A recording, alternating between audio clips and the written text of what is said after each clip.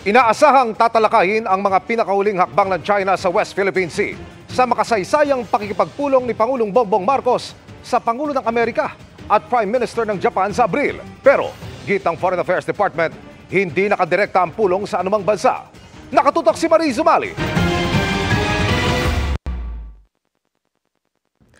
Matapos lang ang halos isang taon, muling makikipagkita si Pangulong Bongbong Marcos kay US President Joe Biden sa Washington, D.C. sa Amerika.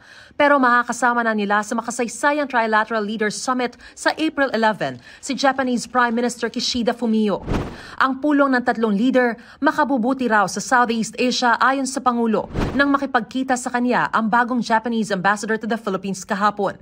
Hindi lang pagsusulong sa trilateral partnership at muling pagpapatibay sa matatag ng alyansa ng tatlong bansa ang layo ng summit, kundi inaasahan ding matatalakay dito ang kanilang common vision para sa mapayapang Indo-Pacific region.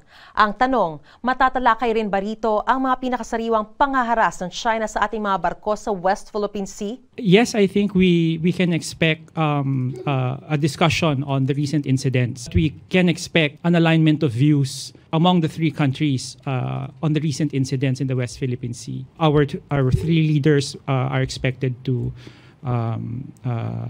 include this in their discussions and in the vision statement. Our main focus is on working together to ensure that the Indo-Pacific region remains free, it remains open, and that there's security and stability throughout the region. Bagamat inaasahan umano ang mas matapang na joint vision statement ng tatlong leader, may agad na iginiit ang DFA. This trilateral cooperation is not directed at any country. Of course, we will continue to call on peace and stability, and that the recent incidents be solved in a peaceful and diplomatic manner. May hiwalay pang bilateral meeting sa pagitan lang ng ating Pangulo at ni Biden para pag-usapan ng kooperasyon sa seguridad, clean energy at iba pa. Makakapulong din ng Pangulo ang US Defense Secretary at mga negosyante ng Amerika. Para sa GMA Integrated News, Marie Zumali, nakatutok, 24 oras.